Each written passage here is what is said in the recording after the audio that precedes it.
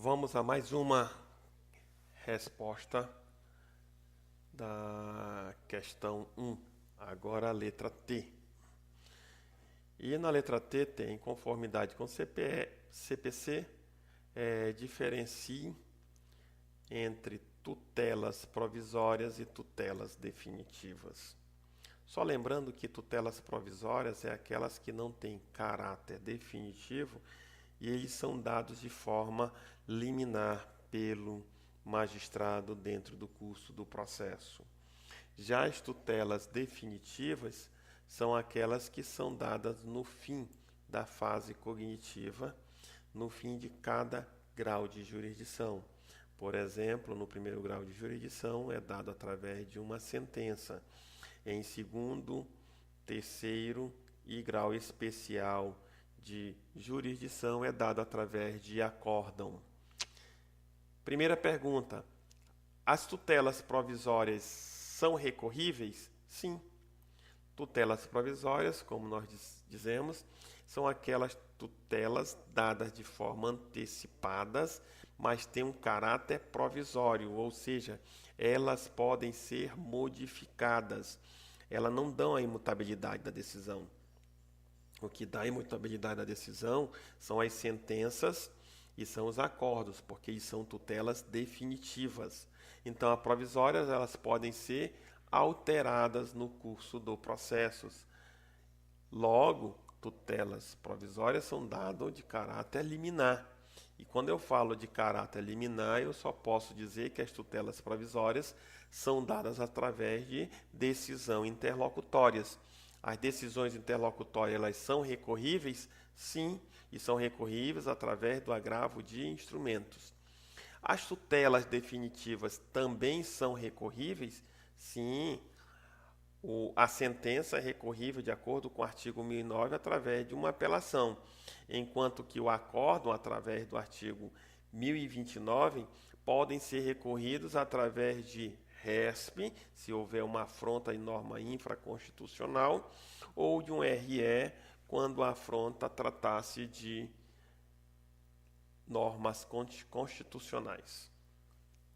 Segunda questão é: exige a existência de elementos que demonstrem o perigo de dano e de risco ao resultado útil do processo, o famoso perigo pela demora? Nas tutelas provisórias, sim, quando eu tratar da tutela de urgência. Na tutela de evidência, eu não vou ter essa necessidade, mas na tutela de urgência, que é uma tutela provisória, que é uma tutela antecipada, eu vou ter essa exigência. Então, exige a exigência quando tratasse de tutelas de urgência ou emergência. A tutela definitiva não há, tanto é que o processo vai seguindo e o juiz vai atender o curso normal. Para evitar esse prejuízo, é por isso que os juízes vão dar uma tutela provisória. Tutelas concedidas por sentença, só aquelas que tiver caráter definitivo. As tutelas que têm caráter definitivo, elas são dadas por sentença. Sentença é o pronunciamento jurisdicional proferido por um juiz, por isso que é uma decisão monocrática que põe fim à fase cognitiva do processo. Logo, as sentenças, elas não são dadas de forma provisória, elas são dadas de forma definitiva. Artigo 203, parágrafo 1º, diz que a sentença põe fim à fase cognitiva do processo. E também temos o artigo 316, o processo é extinto através de sentença, caráter definitivo. Tutelas concedidas por decisão interlocutória. A tutela decidida por decisão interlocutória são as tutelas provisórias. porque as tutelas provisórias ela tem um caráter de antecipação da decisão. Só que quando se antecipa a decisão, ela não vai dar um caráter definitivo, porque antecipa-se uma decisão para que quando vir aquela que vai dar por fim a fase cognitiva, elas podem ser reformadas e vão perder o efeito. De acordo com o artigo 203, parágrafo 2º, decisão interlocutória são decisões dadas no curso do processo pelos magistrados que não põem fim à fase cognitiva, são decisões provisórias dadas no curso do processo. Liminar que são concedidas por acórdão. Não, as liminares, que são tutelas provisórias, elas não são concedidas por acórdão. Tutelas antecipadas são concedidas por acórdão? Também não, pelo caráter dele provisório. Então, as tutelas concedidas por acórdão só podem ser tutelas definitivas. Lembrando que acórdão, previsto no artigo 204 do Código de Processo Civil, é o pronunciamento jurisdicional proferido nos tribunais.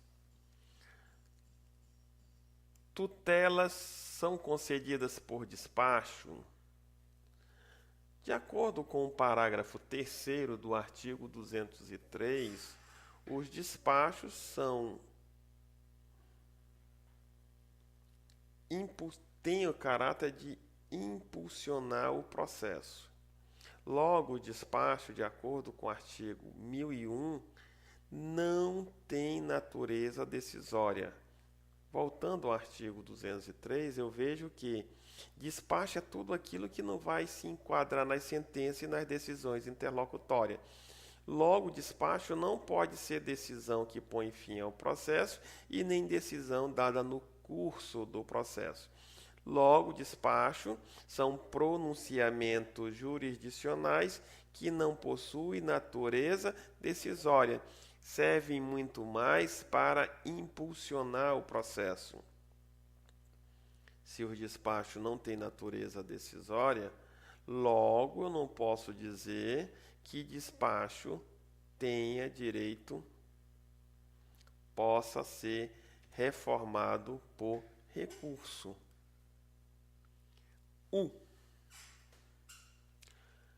Fazer a diferença entre tutelas provisórias e tutelas antecipadas. Vamos lá. As tutelas provisórias, que são dadas de caráter provisório, que depois poderão ser modificadas, são corrigidas? Nós já vimos, sim, são recorríveis, elas podem ser corrigidas através de recurso, que é o agravo de instrumento previsto no artigo 1015. O que seriam tutelas antecipadas? São tutelas que são antecipados os efeitos antes de dar uma tutela definitiva. Então, as tutelas antecipadas, elas serão dadas no curso do processo, de forma provisória. Então, as tutelas antecipadas, como as previstas no artigo 300 e artigo 311 do CPC, tutelas de urgências, tutelas de evidências, elas são recorríveis, sim, através do agravo de instrumento, conforme já vimos. Exige a existência de elementos que demonstrem o perigo de dano ou risco ao resultado útil do processo. As tutelas provisórias, elas são dadas de forma momentânea e esperam a sua consolidação quando da tutela definitiva. E quando é dada uma tutela definitiva, as tutelas provisórias perdem os efeitos, porque já passam a ter uma decisão definitiva que tem esse efeito, que passa a dar esse efeito. Tutelas provisórias, da mesma coisa, olha só, tutelas provisórias, elas são dadas tutelas antecipadas, elas são dadas em caráter provisório. Então, quando houver a decisão definitiva, que seria uma sentença, um acórdão, essas tutelas antecipadas, elas perderão os efeitos, porque passará a surtir efeito a tutela definitiva. Então, as tutelas antecipadas, dadas através de decisões interlocutórias, elas vão perder os efeitos. As tutelas provisórias e antecipadas serão concedidas através de decisão interlocutória? Correto. Tutelas provisórias através de decisão interlocutória, porque ela tem uma tutela concedida de forma provisória e ela está antecipando os efeitos que só seriam vistos quando da tutela definitiva. As tutelas provisórias e antecipadas são dadas através de acórdão? Não. Já vimos que acórdão são decisões ou pronunciamentos dos tribunais e eles põem fim à discussão em cada grau de jurisdição.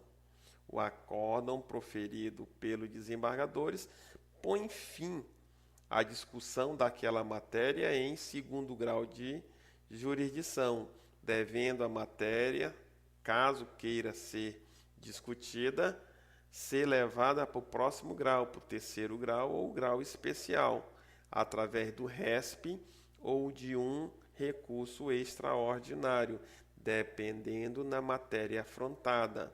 Logo, os acórdãos, eles não concedem tutelas provisórias e nem tutelas antecipadas. Eles concedem tutelas definitivas. As tutelas provisórias e as tutelas antecipadas são concedidas por despacho? De forma nenhuma, porque despacho não tem natureza decisória, conforme vimos no artigo 1001. V. Em conformidade com o CPC, indique a medida jurídica que o advogado da parte ré deve apresentar em juízo para impugnar os pedidos da inicial. Ora, toda vez que eu tenho uma petição inicial, é concedido à outra parte exercer o contraditório através da contestação. A medida jurídica que a parte ré tem para impugnar os pedidos contidos em uma petição inicial é a contestação. O artigo 341 do CPC diz que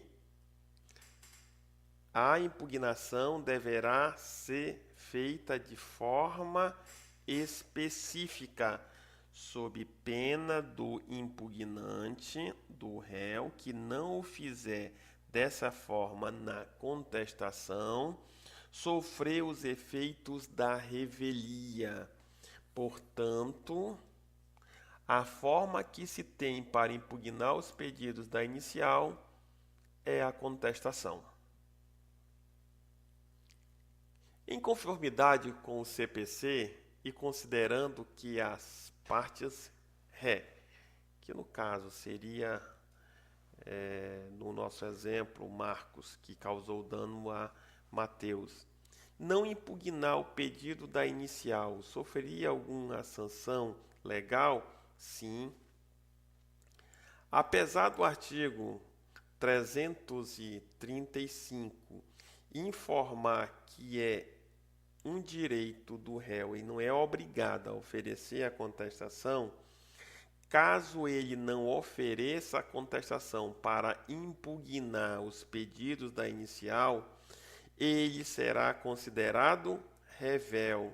E o efeito da revelia é a presunção de veracidade em relação às alegações de fato. essa presunção de veracidade não atinge as alegações de direito, haja vista que, conforme o artigo 373, é ônus da parte autora trazer ao processo as provas que fundamentam o seu direito às suas alegações. Portanto, a revelia irá acontecer apenas em relação às alegações de fato. Se não impugnar a petição inicial, não apresentando a contestação, o réu será considerado revel. O réu pode invocar o princípio da inocência no caso de manter-se silente? Não, o princípio da inocência seria um princípio mais penalista. Aqui, dentro do direito processual civil, o réu tem o dever de se manifestar. É lógico que há algumas situações onde ele é dispensado de apresentar essa contestação. Como, por exemplo, nós temos o que aduz o artigo 345, ou seja, houver uma pluralidade de réus, e no caso nós estamos falando aqui de litisconsórcio, e um dos litisconsórcio contestar a ação. Aquele que não contestou vai ter o benefício comum dessa contestação que foi feita por um dos litisconsórcios, quando versar sobre direitos indisponíveis, entre outros. Então, em algumas situações, ele mesmo não apresentando a contestação, ele não sofre esse efeito porque a lei lhe dá essa prerrogativa. Em conformidade com o CPC, é possível que a parte ré impugne os pedidos da inicial de forma genérica? Via de regra, não. O artigo 341 do CPC determina que é ônus, é dever do réu manifestar-se de forma precisa sobre todas as alegações de fatos constantes na petição inicial. E se ele referir-se de forma genérica em relação a essas alegações de fatos, haverá a presunção de veracidade. Toda vez que o réu não manifestasse precisamente, especificamente, a respeito de cada ponto das alegações de fato, as partes, as alegações que forem consideradas como impugnadas de forma genérica, irá dar uma presunção de veracidade. É lógico que temos exceções? Temos exceções. Por exemplo, o defensor público, o advogado dativo e o curador especial podem fazer impugnação genérica. Eles não estão obrigados de fazer impugnação específica.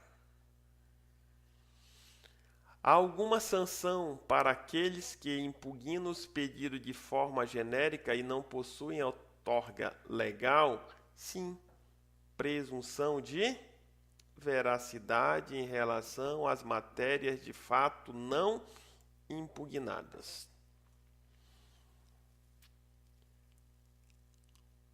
Há autorizados pela lei que podem apresentar a impugnação genérica. Como vimos, tem sim, que são o defensor público, o advogado dativo e o curador especial, nos termos do artigo 341 do CPC. Z.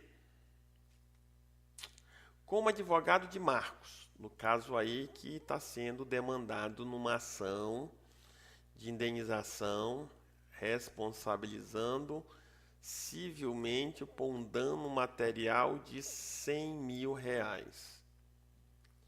Como advogado de Marcos, que é o réu da demanda, explique, apontando os fundamentos jurídicos, qual seria a tese jurídica mais apropriada a fim de reduzir o montante da indenização? Tese jurídica para reduzir o montante da indenização. Não é para afastar o dever de indenizar. Se ele está falando que é só para reduzir o montante, então vamos para o artigo 944. Somente dessa forma eu posso reduzir o montante da indenização, afirmando que a indenização deve ser proporcional ao dano. Logo, não vamos trabalhar com números, que o problema não traz. A redução do montante seria que, caso esse dano material seja exorbitante, ele deve ser trazido para expressar o verdadeiro dano causado. Por isso, a indenização não seria de 100 mil. Assim sendo, a indenização mede-se pela extensão do dano.